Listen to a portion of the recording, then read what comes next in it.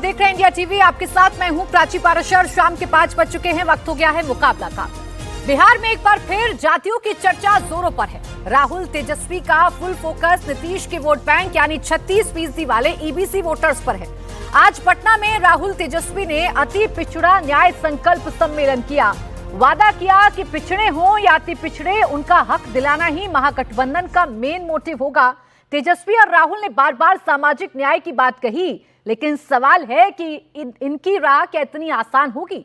ये सवाल इसलिए क्योंकि पिछला ट्रैक रिकॉर्ड बताता है कि जातीय गोलबंदी की मजबूरी ने महागठबंधन से ईबीसी वोट बैंक को दूर कर दिया। तो क्या 36% वोट बैंक की चाहत में राहुल हो या तेजस्वी यादव अपना फॉर्मूला बदलेंगे, समीकरण बदलेंगे या फिर सरप्लस वोट पाने का दांव निशाने पर लगेगा? चुनौती यह है कि एनडीए का कुनबा बड़ा है। तमाम जातियों से आने वाले बड़े चेहरे नीतीश के तर्कश को मजबूत बनाते हैं। ऐसे में सवाल ये भी कि अगर आज चुनाव हुए तो कौन सी जाति किसके साथ जाएगी। सवाल ये कि क्या नीतीश के वोट बैंक में राहुल तेजस्वी सेंधमारी कर पाएंगे? आज इसी पर करेंगे मुकाबला। पहले एक रिपोर्ट आपको दिखाते हैं। बिहार में हर कोई अपनी सियासी राह तलाशने में लग गया है। बिहार की राजनीति में लगभग गायब हो चुकी कांग्रेस आजादी के बाद पहली बार पटना में सीडब्ल्यूसी की बैठक कर रही है, अपनी मौजूदगी दर्ज करा रही है। कोशिश तेजस्वी पर दबाव बनाने की भी है, तो तेजस्वी भी अपने वोट बैंक को बढ़ाने और सरप्लस वोटों के लिए नया दांव खेल रही हैं। वहीं महागठबंधन में नो एंट्री हो जाने के बाद ओवैसी सीमांचल की 24 सीटों को साधने निकले हैं। प्रशांत किशोर गया में मुस्लिमों से मुलाकात कर रही हैं, तो वहीं नीतीश बैक टू बैक चुनावी घोषणाओं की झड़ी लगा रही हैं, पूरा खजाना खोल रहे हैं। सवाल है कि बिहार में सत्ता की चाबी है किसके पास? जवाब है 36% आबादी वाले ईबीसी वोटर्स के पास। बिहार में ईबीसी वर्ग नीतीश कुमार का वोट बैंक माना जाता है। बीजेपी की मौजूदगी भी यहाँ मजबूत है। यही वजह है कि राहुल हो या तेजस्वी, नजरें इसी वोट बैंक पर हैं। राहुल तेजस्वी अति पिछड़ा न्याय संकल्प सम्मेलन कर रहे हैं, ईबीसी के लिए चुनावी घोषणाओं की झड़ी लगा रहे हैं। सामाजिक न्याय की हम सब बात करते हैं। लोकसभा में मैंने नरेंद्र मोदी जी के सामने 2 बातें कही। पहली बात कि पूरे देश में जाति जनगणना होगा, और दूसरी बात जो 50% की रिजर्वेशन की दीवार बना रखी है, इसको हम तोड़ के फेंक देंगे। इन वायदों के पीछे सोच क्या थी? सोच थी कि आज भी इस देश में अति पिछड़ा वर्ग है, दलित हैं, आदिवासी हैं, अल्पसंख्यक हैं, जिनको जितनी भागीदारी मिलनी चाहिए नहीं मिलती है। इस सच को पूरा देश पहचानता है। हम जाति जनगणना करवाना चाहते हैं क्योंकि हम दूध का दूध, पानी का पानी करवाना चाहते हैं और दिखाना चाहते हैं कि इस देश में दलितों की, अति पिछड़ों की कितनी आबादी है, माइनॉरिटीज की, आदिवासियों की, गरीब जनरल कास्ट की कितनी आबादी है, पूरे देश को पता लगना चाहिए। तेजस्वी कह रहे हैं नई सरकार में जनता का राज होगा, हर जगह अति पिछड़ा समाज होगा। तो पीछे खरगे भी नहीं हैं। खरगे जाति जनगणना का क्रेडिट सिर्फ और सिर्फ राहुल को दे रहे हैं। एफआईआर तक नहीं लिया जा रहा था। हम जाकर के जो है एफआईआर थाना में जाकर के दर्ज कराएं। हम लोग गए, लड़ाई लड़े। सोचिए पत्रकार भाई, आप लोगों के ऊपर हमला हो रहा है। अति पिछड़ा समाज का एक पत्रकार इस राज्य में एफआईआर नहीं करा सकता है, ये हालत हो गई है। और जब हम लोगों ने एफआईआर कराया तो उसी थाने में एक मंत्री जो है हम लोग पे भी मुकदमा करा दिया। 200 रुपए हम लोगों ने ठगी की। अरे हम लोग इनके गिदड़ भटकी से डरने वाले हैं? अब ये 2 लड़के मिलकर कितना कमाल कर पाएंगे, वोट बैंक में कितनी सेंधमारी कर पाएंगे, इसी पर चर्चा करेंगे। खास मेहमान हमारे साथ हैं के शर्मा, प्रवक्ता भारतीय जनता पार्टी, डॉक्टर संजय कुमार, प्रवक्ता जेडीयू, धीरेन्द्र कुमार, प्रवक्ता एलजेपीआर, नवल किशोर, प्रवक्ता आरजेडी, शादाब चौहान, प्रवक्ता AIM हमें ज्वाइन कर चुके हैं और जन सुराज पार्टी के भी जो प्रवक्ता हैं वो इस वक्त हमारे साथ हैं, अबू अफान फारूकी। आप सभी का बहुत बहुत स्वागत है। मैं नवल किशोर जी आप ही से शुरुआत कर रही हूँ। जिसकी जितनी हिस्सेदारी उतनी उसकी भागीदारी, ये महज एक नारा है या नीयत भी है आप लोगों की?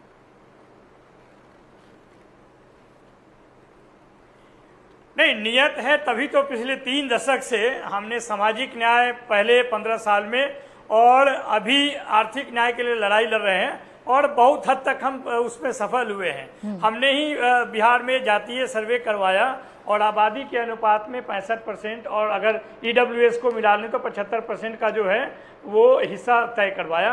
तो ये बात सिर्फ कहने के लिए नहीं है, ये हमारे सोच में है, हमारे नियत में है, हमारे विचारधारा में है और यही कारण है कि पूरा भारतीय जनता पार्टी और संघ लगातार हमें दुश्मन मानती है और परेशान रहती है। हमने जिस तरह से सामाजिक न्याय को आगे लाया उसी प्रकार से आर्थिक न्याय पर प्रतिबद्ध है। तो सामाजिक न्याय से आर्थिक न्याय तक का जो यात्रा है उसको तय करने में हमने अपनी भूमिका निभाई है और लगातार उस पर हम काम कर रहे हैं। जहां तक नौकरी की बात हो, रोजगार की बात हो, उद्योग की बात हो और जिस तरह से बिहार आगे बढ़े, जहां पर पलायन रुके और बेरोजगारी रुके, उस पर हम लगातार बात कर रहे हैं। जो लोग पिछड़ों को और दलितों को दबाना चाहते हैं, सताना चाहते हैं, उनके खिलाफ में भी हमेशा मोर्चा खोले रहते हैं। ये हमारे नेता ही हैं। अभी आपने सुना कि वो थाने में जाकर अगर अति पिछड़ा पत्रकार भाई का FIR नहीं लड़ा था तो हमने FIR कराया। तो ये तमाम तरह की बातें। अच्छा, एक बात बताइए, इसी कैलकुलेशन के हिसाब से नवल किशोर जी एक बात बताइए, 36% आबादी ज्यादा बड़ी होती है, 14% आबादी ज्यादा बड़ी होती है?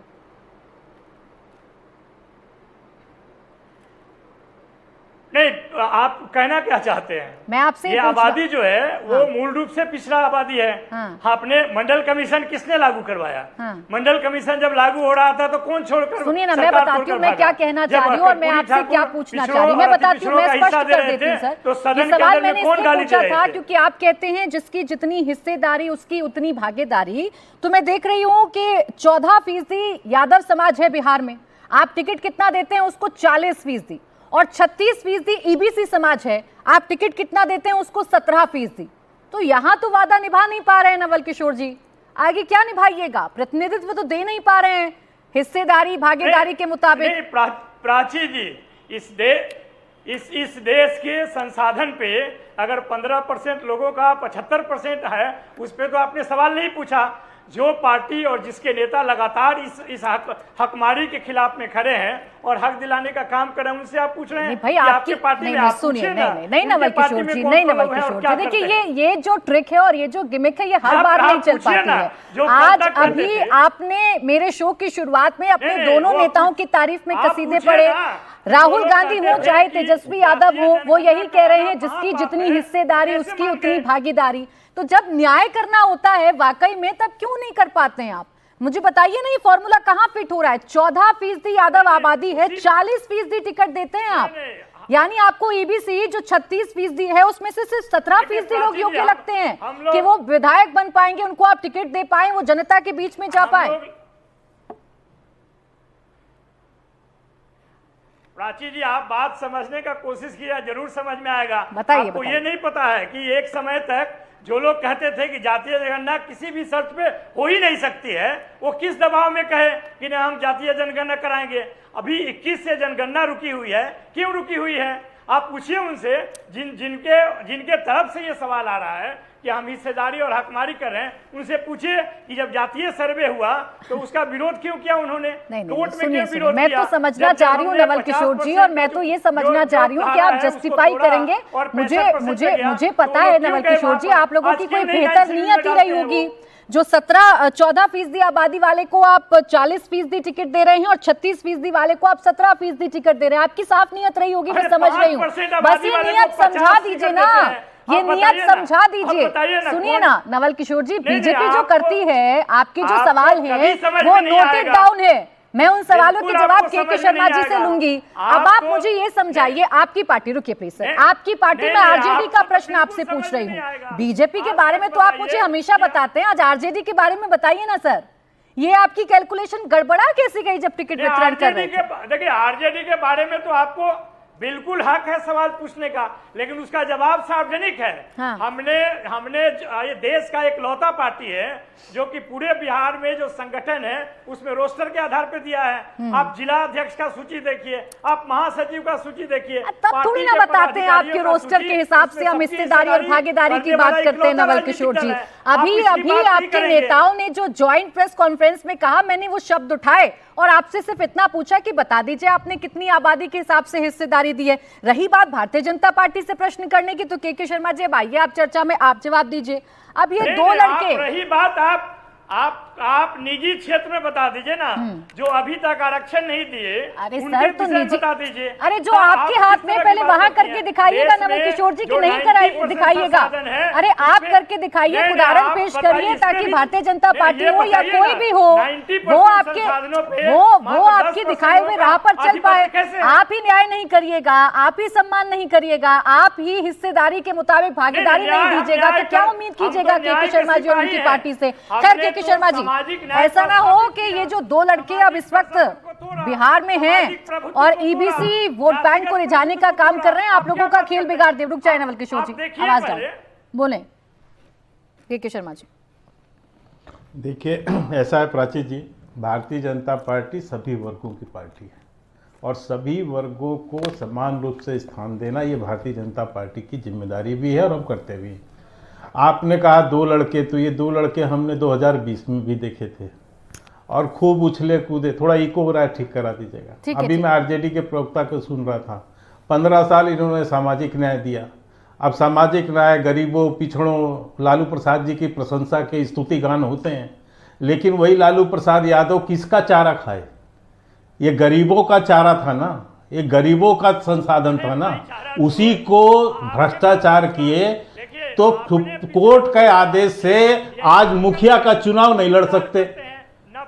सजा इतने वर्ष की है कि जो है कानूनी रूप से चुनाव नहीं लड़ सकते। ये तो गरीबों का पैसा था, तो काहे का सामाजिक न्याय? अब ये बीच में चिल्लाएंगे, ये चिल्लाएगा, लेकिन आपको साउंड थोड़ा देखना पड़ेगा। नवल किशोर जी, प्लीज, मैंने बीच में नहीं बोला था। नवल किशोर जी, तो इनको थोड़ा बंद करें। अपनी बात करता है तो एक बार करने दीजिए ना, फिर काउंटर आप ही करिएगा।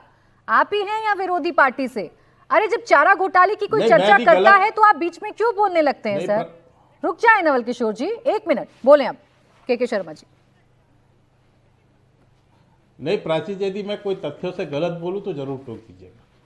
ये गरीबों का ही पैसा था, इसी अति पिछड़े वर्ग का ही था, ये गरीब वंचितों का पैसा था, जिसको लालू प्रसाद यादव ने घोटाला किया और उसके बाद ये कोर्ट के न्यायालय के अनुसार वो आज एक मुखिया का चुनाव नहीं लड़ सकते। अब रही बात, आपने कहा समानता की, तो आप मुझे आरजेडी में लालू खानदान के अलावा एक नेता का नाम बता दीजिए। या तो तेजस्वी यादव, तेज प्रताप यादव, राबड़ी यादव, उनकी बेटी, उनकी दामाद, ये इनके अलावा कोई नेता आपको आरजेडी में दिखता है?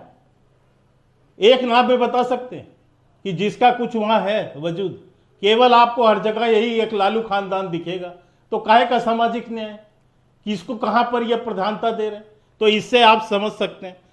अभी पत्रकारों की बड़ी बात कर रहे थे, गोदी मीडिया, बिका हुआ मीडिया, ये सारे टर्म तो इन्हीं कांग्रेसियों और इन्हीं आरजेडी के लोगों के दिए हुए हैं।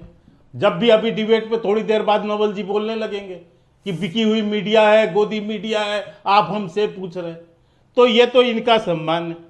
अब राहुल गांधी जी की थोड़ी सी विषय पर, 85 साल बाद कांग्रेस को याद आया बिहार, और बिहार वो पहुंचे हैं। अभी तक उनका पूरा कैंपेन क्या था? अभी तक उनका पूरा कैंपेन चुनाव आयोग को गाली देना, उसको बदनाम करना, अराजकता फैलाना, ये कैंपेन है। अभी तक तो चुनाव के मूड पे भी नहीं, इनको तो मुद्दे तक भी नहीं पता आ रहे हैं जिस पे इनको लड़ना है। दूसरी बात, ये वंचितों पिछड़ों की बात कर रहे हैं। मैं 2 छोटा उदाहरण देता हूं। 20 साल से इस बिहार की जनता ने आरजेडी को बाहर रखा हुआ है 5 चुनाव में। 80 सीट से ज्यादा आज तक के चुनाव नहीं जीत सके, 243 सीट में।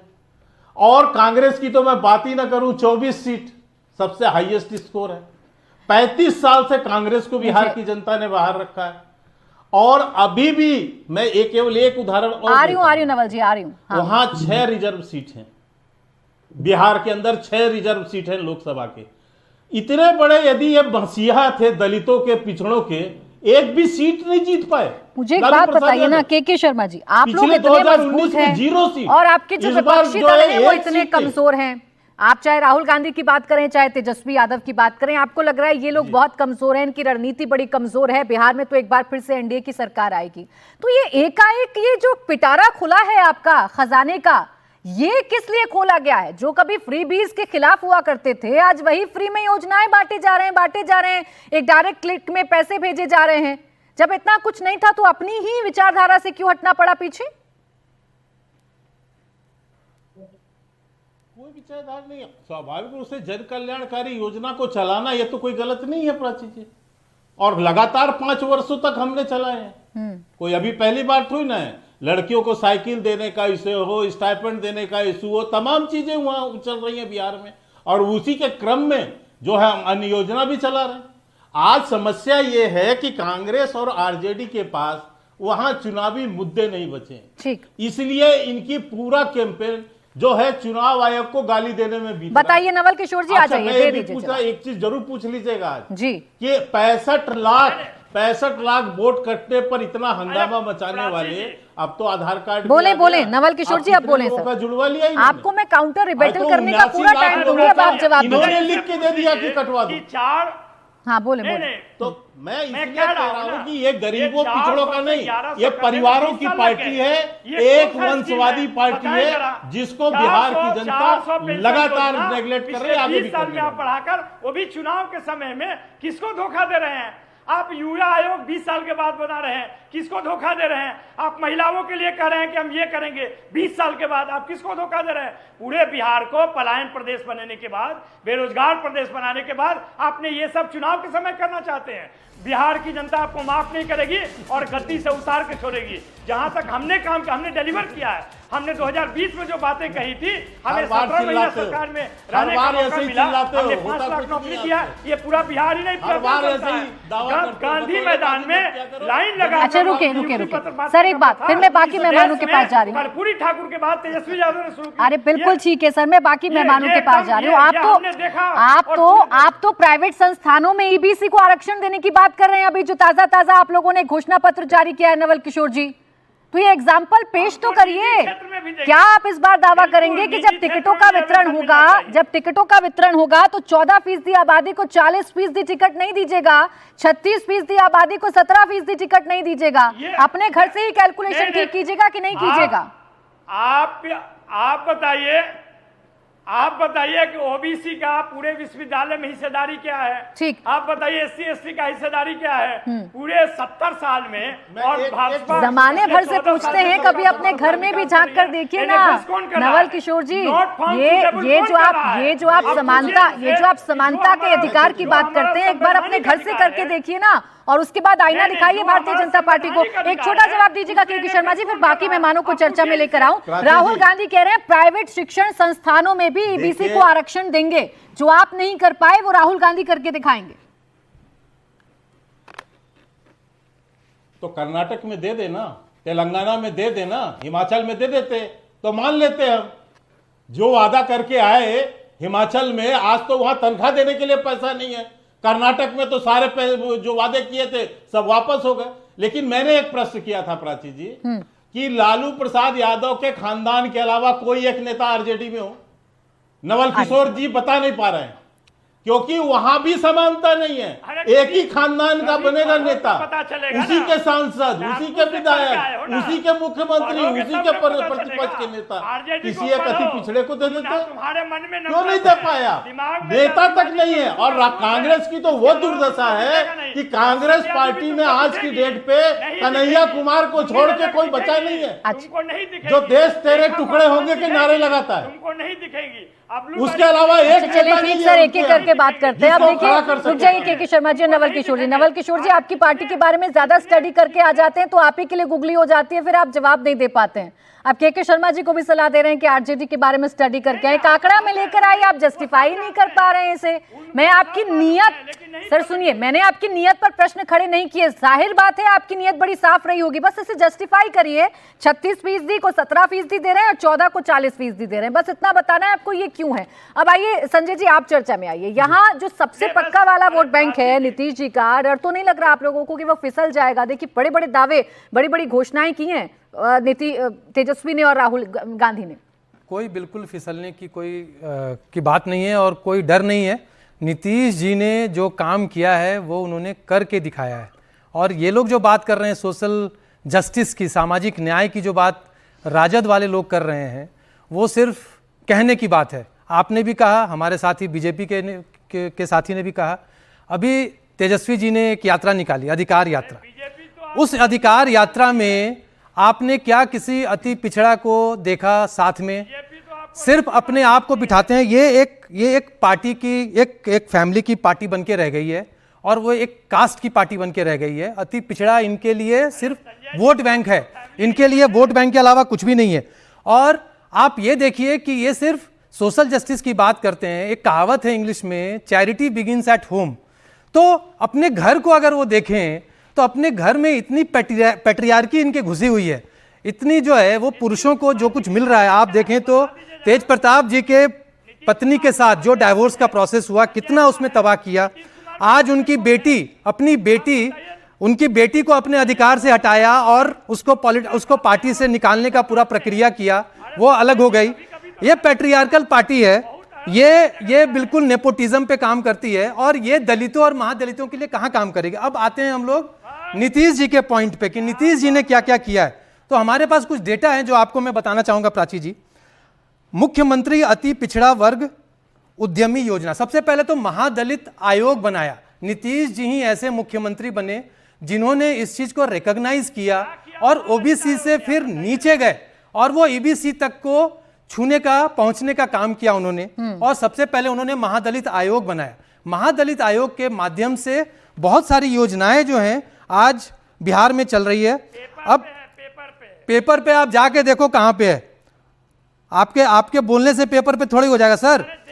उसके अलावा स्कॉलरशिप है, एजुकेशन सपोर्ट स्कीम्स हैं, तरह तरह के स्कॉलरशिप जो हैं वो ईबीसी के बच्चों को। इतनी लोकप्रिय योजनाएं हैं कि अब आपको भी पढ़कर बताना पड़ रहा है। ये योजनाएं तो जबान पर रट जानी चाहिए, लेकिन आप भी पढ़कर बता रहे हैं, वो भी अटक अटक कर बता रहे हैं कि क्या महत्वाकांक्षी योजनाएं आपकी सरकार की। बस एक प्रश्न का जवाब दे दीजिए। 10 पॉइंट का आज एक पूरा इन्होंने एक लेटर जारी किया है, आज इन्होंने अपना घोषणा पत्र जारी किया है जो ईबीसी के लिए है। अब तेजस्वी कह रहे हैं हमने इतनी अच्छी घोषणा कर दी है, नकल तो नहीं कर लेंगे एक बार फिर से जैसे उनकी हर योजना की करते हैं? नहीं, कोई बिल्कुल। देखिए ये जितने भी काम हम लोगों ने, आप अभी अनाउंसमेंट्स की बात कर रहे थे, ये सारे 7 निश्चय को अगर आप रेफर करेंगे, जो हमारा मैनिफेस्टो था, 7 निश्चय 2.2 जो था, जो दूसरा भाग था 7 निश्चय का, उसको आप अगर रेफर करेंगे तो ये सारे योजनाएं, अगर आप महिलाओं के सशक्तिकरण की बात करेंगे, महिलाओं के लिए जो उद्यमी योजना अभी आया है वो पहले से चला रहा है, ऐसा कुछ नहीं है। आप अगर जीविका का देखेंगे, जीविका का ये एक्सटेंशन है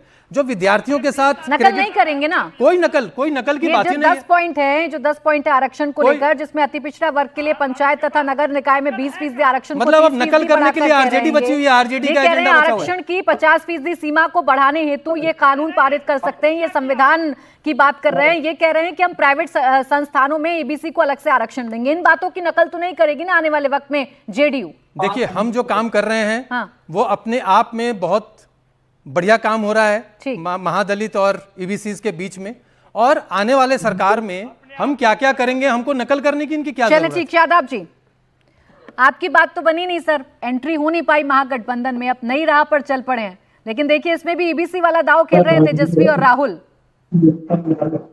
देखिए प्राची जी, हम लोग सीमांचल की प्रगति के लिए बात कर रहे हैं, सीमांचल डेवलपमेंट बोर्ड की बात कर रहे हैं, एमयू किशनगंज की बात कर रहे हैं, वहां फ्लड मैनेजमेंट सिस्टम की बात कर रहे हैं, वहां इंडस्ट्रियल हब बने, रोजगार के अवसर प्रदान हो, वहां के सीमांचल के भाइयों को जाकर के गुजरात में और महाराष्ट्र में, मुंबई में और दूसरी जगहों पर जाकर नौकरी के लिए बाध्य न होना पड़े, वहां पर रोजगार के अवसर प्रदान हो। परसों ही बलरामपुर में नीतीश जी मुख्यमंत्री थे और वहां deputy chief minister Tejashwi Yadav ji थे, आंदोलन किया गया बिजली के लिए, तो गोलियां चलाई गई जिसमें 2 लोगों की मौत हो जाती है और ना उनको कोई कंपनसेशन दिया गया, और घायलों का इलाज हम कराए थे, सरकार नहीं कराई थी। ये सब लोगों ने मिलकर सीमांचल को ठगा है। और एमआईएम के नेता बरिस्टर ओवैसी साहब सीमांचल न्याय यात्रा के लिए इसीलिए पहुंचे हैं कि जिस सीमांचल के साथ सबने मिलकर अत्याचार किया उनकी भी कोई लड़ाई लड़े, वहां पर भी सीमांचल डेवलपमेंट बोर्ड हो, वहां भी रोजगार के अवसर पैदा हो और पॉलिटिकल रिप्रेजेंटेशन हो। क्या बताइए 6 सीटों से क्या समस्या है? हमारे नेता ने स्पष्ट कहा कि इन्होंने हमारा विधायक चोरी किए, उसके बावजूद भी बड़ा दिल दिखाते हुए सेकुलर वोटों का बंटवारा रोकने के लिए, बिहार के हितों को सर्वोपरि रखते हुए हमने सामाजिक सद्भाव को फैलाने के लिए एक स्पष्ट संकेत दिया कि मात्र 6 सीट की हम बात कर रहे हैं, वैसे ओवैसी साहब ने दिया। लेकिन अहंकार देखिए, ये तो अब तेजस्वी जी को तय करना है कि वोटों का बंटवारा। लेकिन शादाब जी, ये कैसा आपका सर्व समाज का सम्मान है या विकास है कि आप भी सिर्फ 17% वोट बैंक की ही बात करते हैं? आप भी उसी इलाके में घूमते हैं, उसी इलाके में यात्रा निकालते हैं जहां 17% जो वोट बैंक है मुसलमानों का, वो ज्यादा प्रभुत्व रखता है या ज्यादा प्रभावी है। ऐसा ना हो जोड़ने घटाने में आपको नुकसान हो जाए। प्राची जी, हम लोगों ने उस क्षेत्र के लिए विकास का जिम्मा उठाया है जिस क्षेत्र की कोई बात नहीं करता था। हमने 2 कैंडिडेट डिक्लेयर किए, एक का नाम तौसीफ आलम साहब, दूसरे का नाम राणा रंजीत साहब जो मेरी जाति से आते हैं। तो हम लोग धर्म और जाति की बात नहीं कर रहे, लेकिन जिस सीमांचल को इन दोनों सरकारों ने पिछड़ा बना करके रख दिया, वहां पर डेवलपमेंट के नाम पर कुछ नहीं है, वहां अच्छी सड़कें नहीं है, मूल सुविधाएं नहीं है और ट्रांसपोर्ट की डायरेक्ट कनेक्टिविटी तक नहीं है। उस सब चीज को लेकर के हमने जनता की आवाज उठाई है। धीरेन्द्र जी, अब देखिए, पार्टी कोई भी हो जो बिहार में ताल ठोकने आ रही है, वो उसकी हिस्सेदारी के हिसाब से भागीदारी तय कर रही है, चाहे असदुद्दीन ओवैसी साहब हो, चाहे राहुल गांधी और तेजस्वी यादव हो, जिन्होंने अभी अभी बहुत बड़ी बड़ी घोषणाएं की हैं और आरोप लगाया आप लोगों की सरकार के पे कि 65% जो कैप वो आरक्षण का करना चाह रहे थे, उसे संवैधानिक सुरक्षा नहीं दिलवा पाए आप लोग। प्राची, सभी लोगों को सुन रहा था मैं, थोड़ा वक्त मुझे दीजिएगा। देखिए, ये पिछड़ा और अति पिछड़ा कांग्रेस पार्टी को और आरजेडी को अब याद आने लगा है। तब याद क्यों करेंगे पिछड़ा लोग जब उनके ही अपने लोग अभी बिहार में मुख्यमंत्री पिछले 20 साल से बने हुए हैं और 11 साल से 12 साल से देश का प्रधानमंत्री पिछड़ा बना हुआ है। ये बोल रहे हैं कि अभी राष्ट्रीय जनता दल के प्रवक्ता की थाने में FIR नहीं लिखा जाता है। मैं बता दूं कि 75% थानों में अभी के समय में थाना अध्यक्ष पिछड़े और अति पिछड़े समाज के हैं। 15% जगहों पे अभी भी दलित समाज के थाना अध्यक्ष है। जब उसका मुख्यमंत्री अपना हो, उनका थाना अध्यक्ष अपना हो, तो फिर FIR लिखने से कौन रोक सकता है? ये राष्ट्रीय जनता दल का तो दौर है नहीं कि कोई FIR लिखे ही नहीं किसी व्यक्ति के डर से या एक आदमी के डर से। ये MY समीकरण की भी पूरी इज्जत नहीं करते हैं, केवल Y की इज्जत करते हैं। M तो ठीक कभी कहा, M तो ठीक कहा कि Y के ही आज तक उन लोगों ने सेवा में अपना समय बिताया है। सिर्फ मुस्लिमों को मिला क्या यहाँ पे? एक अब्दुल बारी सिद्दीकी इनकी पार्टी में पड़े हुए हैं, इनके पिता के साथी के रूप में, उनको भी आज तक सम्मान नहीं मिला। तो न ये मुसलमानों के हैं, न ये महिलाओं के हैं। जब बिल आता है महिला का बिल, तो इन्हीं के सांसद आदरणीय सुरेंद्र प्रसाद यादव जी लोकसभा में फाड़ देते हैं। आज ये महिलाओं के उत्थान की बात करते हैं और पिछड़ों की इज्जत करने वाले प्राची जी जन नायक कर्पूरी ठाकुर को न छोड़ करके उनको भारत रत्न देती है हमारी सरकार, NDA की सरकार, और जननायक बताते हैं ये जो पिछड़े के विरोधी हैं। ये जननायक कब से हो गए? राहुल गांधी जी और तेजस्वी प्रसाद जी। मैं कहता हूं कि पिछड़ों का अपमान है। अगर आप किसी को सम्मान नहीं दे सकते तो जननायक बनने का खलनायक भी जननायक बनेंगे। इस तरह की बात है। बिहार की राजनीति में राष्ट्रीय जनता दल और कांग्रेस ने खलनायक 10 बातें धीरेन्द्र जी, वो 10 बातें आपने पढ़ी जो अभी अभी कांग्रेस और तेजस्वी ने जारी की हैं। वो बहुत बड़ी बड़ी बातें कर रहे हैं, वो आरक्षण की भी बातें कर रहे हैं, वो अति पिछड़ा वर्ग को पूरा सम्मान या पूरा जो एक प्रतिनिधित्व है वो दिलाने की बात कर रहे हैं। ये जो 10 बिंदु हैं, जो 10 पॉइंट भारी ना पड़ जाएं आप लोगों पर, आपके गठबंधन पर। देखिए ना, मैं बताता हूं ना कि जब यह भारत रत्न देने की बारी आई थी तो जिसने संविधान लिखा बाबा साहब, उनको भी बाद में मिला और उन्हीं संविधान की दुहाई देकर के कुचलने वाले लोग पहले ले लेते हैं। कांग्रेस के अपने ही 2 प्रधानमंत्री खुद को ले लेते हैं। ऐसे लोग आज भारत रत्न और पिछड़ा और अति पिछड़ा की बात करते हैं। ये तो प्रमोशन जब मिल रहा था दलितों के, तो राहुल गांधी जी के पिताजी ने कहा था कि इडियट लोगों को देने की जरूरत नहीं है। ये आप याद करिए कि इन लोगों ने आज तक बोला था नेहरू जी ने कि द्वैम दर्जा के नागरिक मुझे नहीं पैदा करना है आरक्षण ठीक दे है। करके। तो आरक्षण पर ये इनका इस तरह का इनके पार्टी का रहा है वक्तव्य। और जब जब भी दलित को आगे इनको करना रहा तब तक समझिए कि उनको हारने और हराने की बात जब आप होती है। नवल किशोर एलओपी जी बनना था तो खुद का नाम आगे किया। नवल किशोर जी, जिनको साथ 10 लेकर सेकंड, 10 सेकंड। आज आप, हाँ कंप्लीट जल्दी से सर, धीरेन जी जल्दी से कंप्लीट करिए, फिर आ रही हूं नवल जी। एलओपी जब बनने का बात था तो खुद का नाम आगे किया प्राची जी। और जब हारने की बारी आती है तो कहीं ना कहीं आप देखिए किसी दलित को आगे कर देते। तो इनकी मानसिकता पूरे देश जान चुकी है। इससे बिहार में कोई फर्क नहीं पड़ता है। ठीक, बिहार मुझे में विकास मुझे इस की बात का गंगा जवाब बह आपसे चाहिए, संक्षिप्त में दीजिएगा नवल किशोर जी, फिर जो जनसुराज के प्रवक्ता हैं वो भी इंतजार कर रहे हैं। फारूकी जी मैं उनके पास आऊंगी, उससे पहले नवल किशोर जी इस बात का जवाब दे दीजिए कि जिनका हाथ पकड़ के आप चल रहे हैं उनका बैकग्राउंड आरक्षण जातियों पर क्या रहा है, ये भी बार बार याद दिलाएगी आपको बीजेपी, भारी ना पड़ जाए बिहार चुनाव में। और वोटों के नहीं प्राची जी, वो क्या याद दिलाएंगे। कर्पूरी ठाकुर जब आरक्षण लागू कर रहे थे सदन के अंदर में भाजपाइयों ने मां बहन की गाली दी।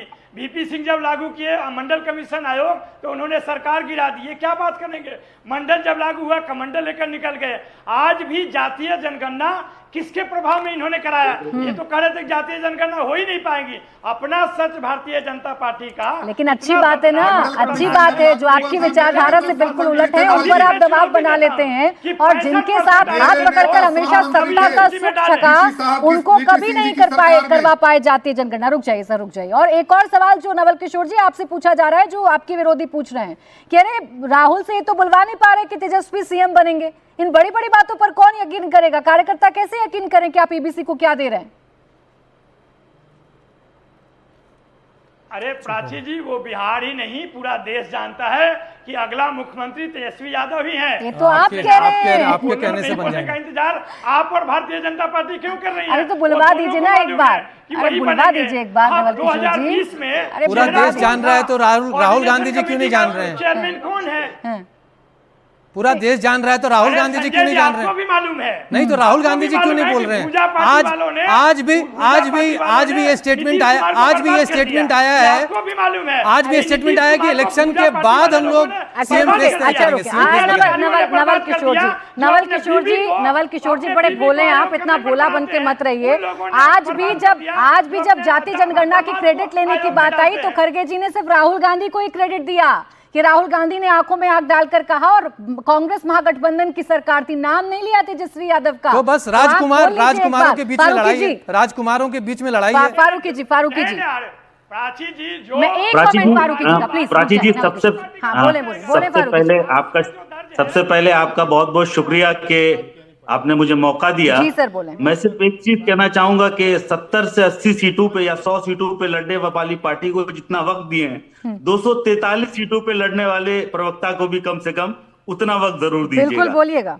दूसरी बात मैं कहना चाहता हूं कि देखिए, बिहार से बाहर जितने लोग रहते हैं वो बिहार को सिर्फ इसी चश्मे से देखते हैं जो अब तक पूरे डिबेट में बात कही गई कि किस जाति की प्रभाव ज्यादा है, किस जाति को अपने साथ साधा जाए, किस जाति को साथ लेकर आप सियासत के गलियारों में हुकूमत के तख्त पर पहुंच सकते हैं। लेकिन जनसुराज पहले दिन से यह बात कह रही है कि बिहार को तब तक नहीं बदला जा सकता जब तक पूरे बिहार के बारे में बात ना हो। जब तक बिहारियों को बांट बांट के आप बात करेंगे, पूरे हिंदुस्तान में बिहार की यही हालत होगी।